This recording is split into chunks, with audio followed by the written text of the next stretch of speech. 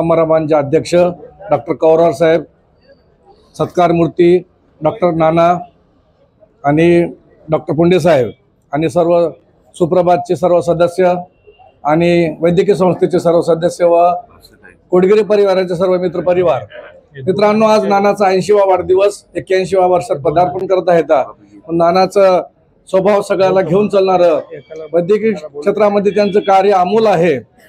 मुखेड ज्यावेळेस इथे या ठिकाणी वैद्यकीय सुविधा नव्हत्या, अपुरं तंत्रज्ञान होतं आणि उपकरणं कमी होते, त्यावेळेस सुद्धा नानांनी प्रतिकूल परिस्थितीमध्ये या मुखेडमध्ये काम केलेलं आहे.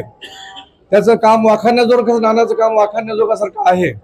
आणि फॅमिली प्लॅनिंग मध्ये आता लक्ष्मण सावकार पत्रावर सांगितल्याप्रमाणे फॅमिली प्लॅनिंग मध्ये काम उत्कृष्ट झालेलं आहे.